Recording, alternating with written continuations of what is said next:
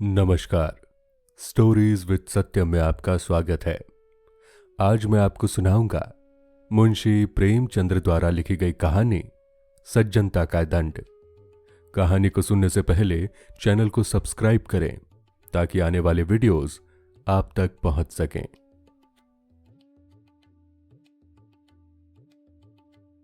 साधारण मनुष्य की तरह शाहजहांपुर के डिस्ट्रिक्ट इंजीनियर सरदार शिव सिंह में भी भलाइयां और बुराइयां दोनों ही वर्तमान थी।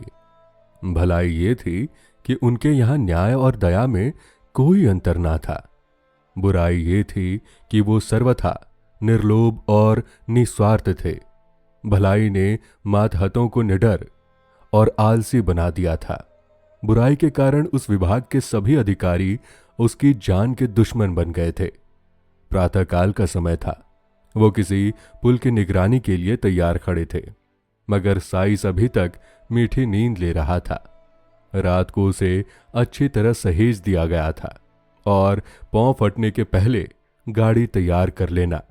लेकिन सुबह भी हुई, सूर्य भगवान ने दर्शन भी दिए, शीतल किरणों में गर्मी भी आई, पर साइस की नींद अभी तक नहीं टूटी।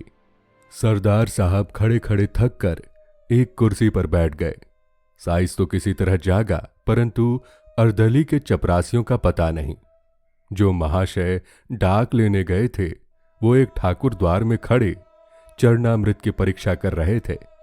जो ठेकेदार को बुलाने गए थे वो बाबा रामदास की सेवा में बैठे गांजे का दम लगा रहे थे। धूप तेज होती जाती थी।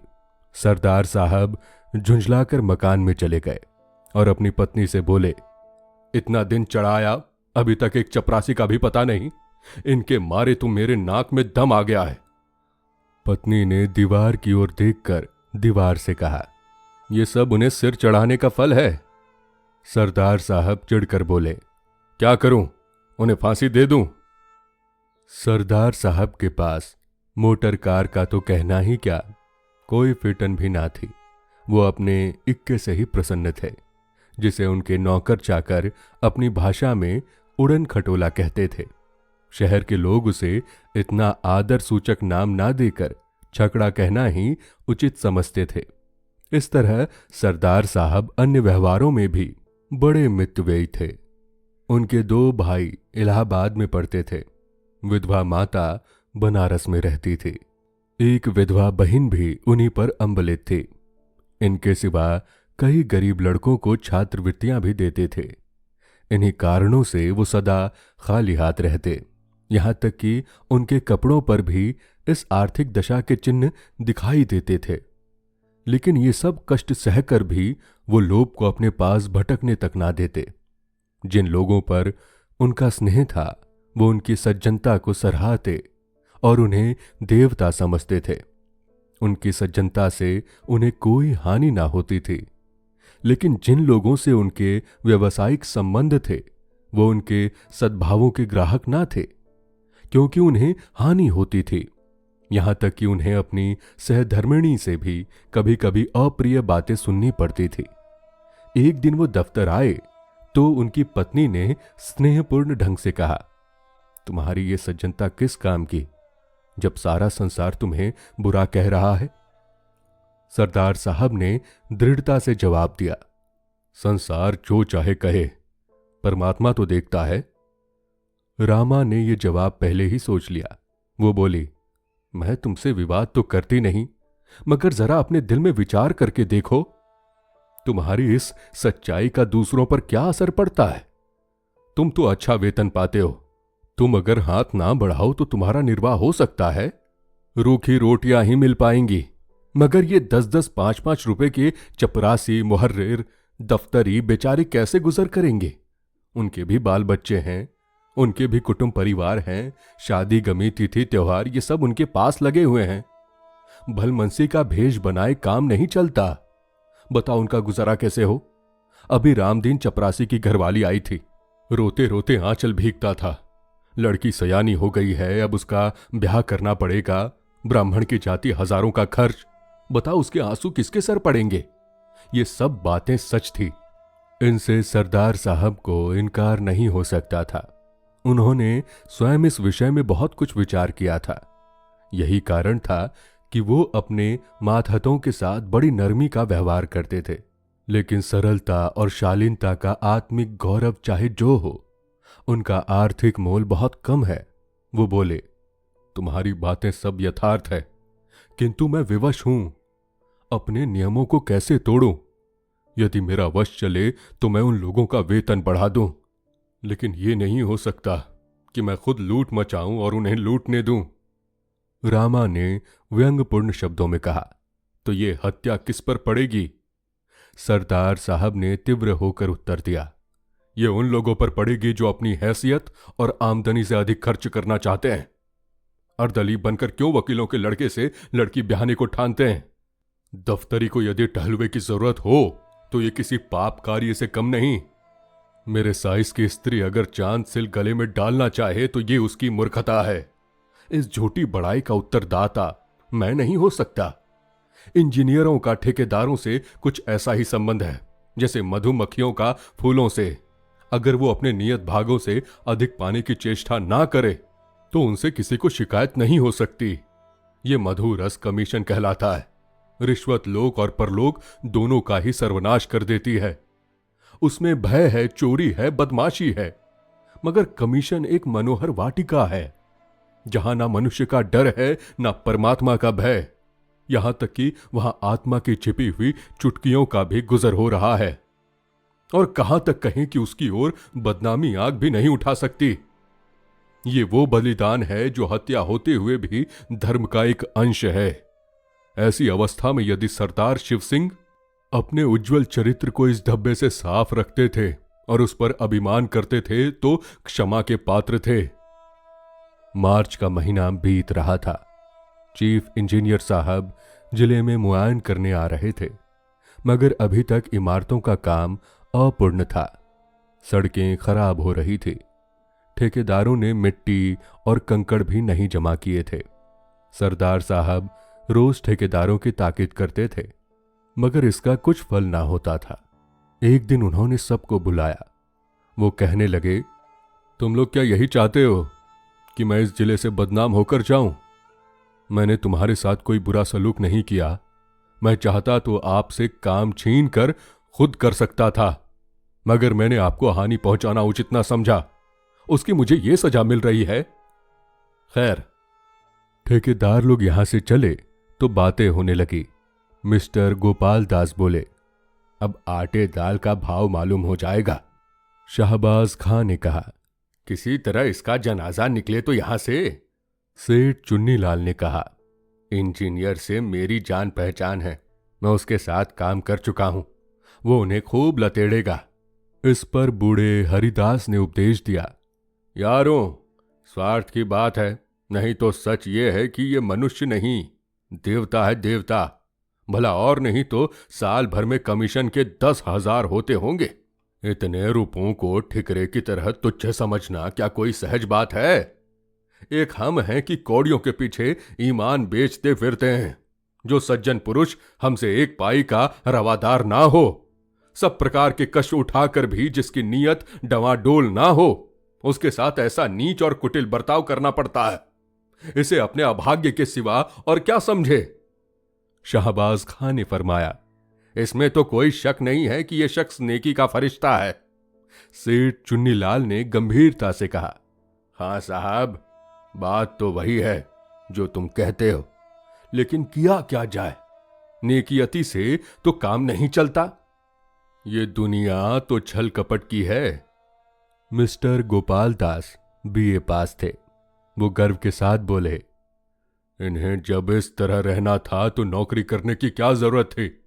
ये कौन नहीं जानता कि नियत को साफ रखना अच्छी बात है, मगर यह भी तो देखना चाहिए कि इसका दूसरों पर क्या असर पड़ता है। हमको तो ऐसा आदमी चाहिए जो खुद खाए और हमें भी खिलावे, खुद हलवा खाए, हमें रूखी रोटियां ही खिलावे। वो अगर 1 रुपया कमीशन लेगा तो इसकी जगह 5 का फायदा कर देगा। इन महाशय के यहां क्या है?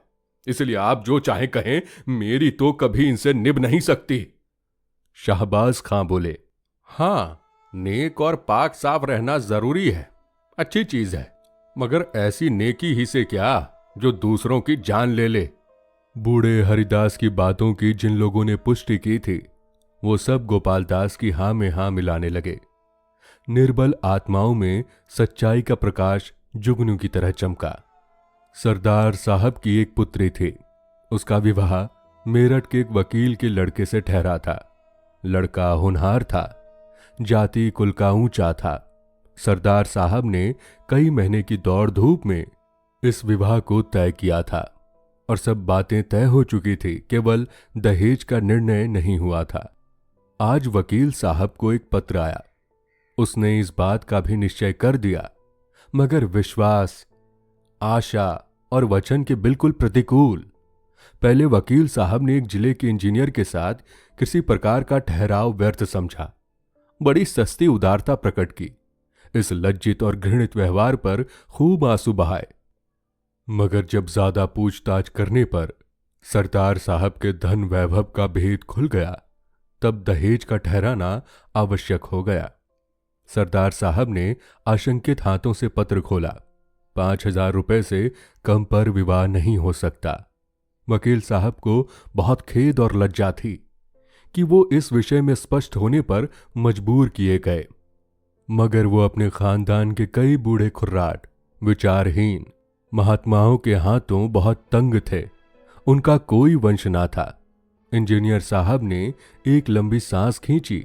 सारी आशाएं मिट्टी में मिल गई। क्या सोचते थे, क्या हो गया?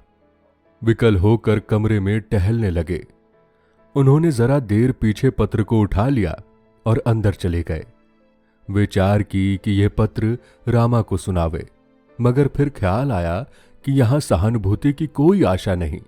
क्यों अपनी निर्बलता दिखाऊं, क्यों मूर्ख बनूं?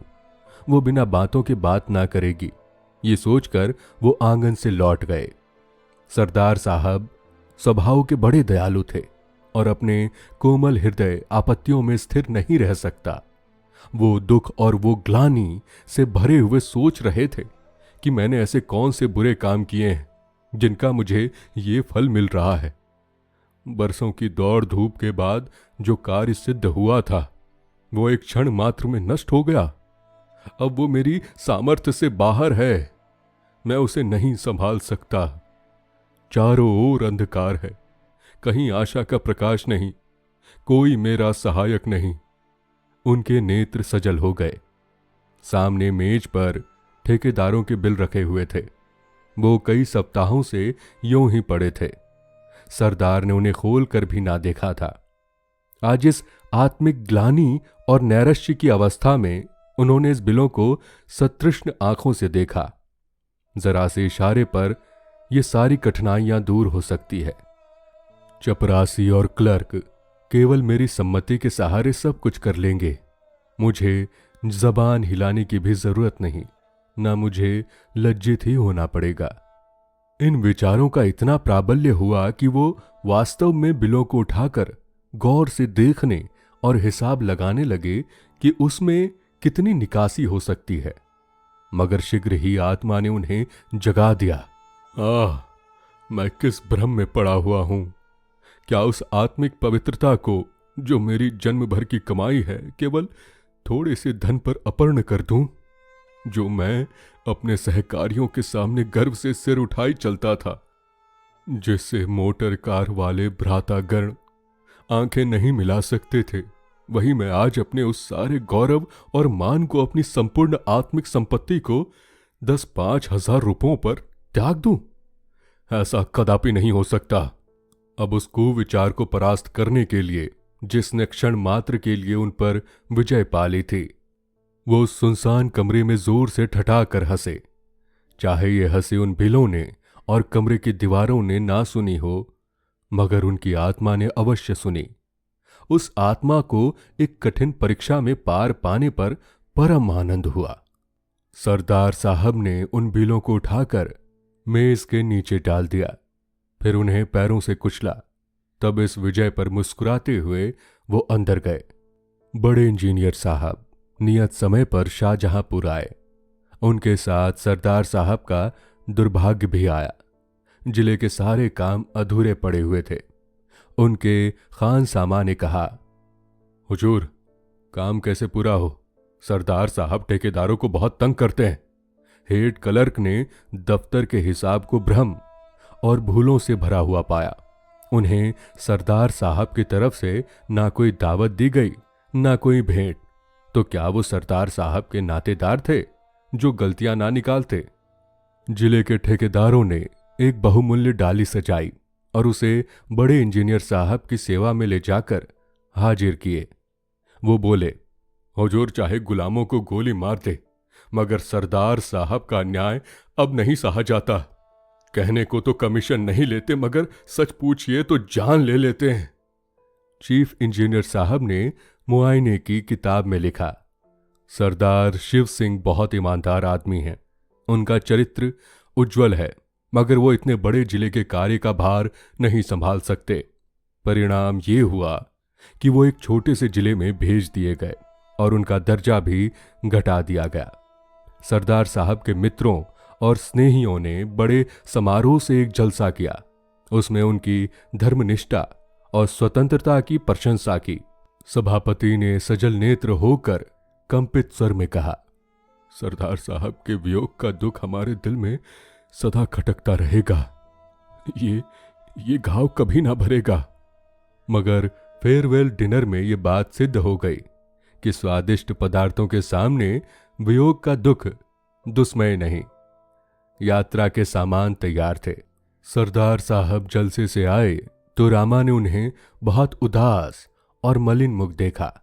उसने बार बार कहा था कि बड़े इंजीनियर के खानसामा को इनाम दो, हेड क्लर्क को दावत करो, मगर सरदार साहब ने उसकी बात ना मानी थी।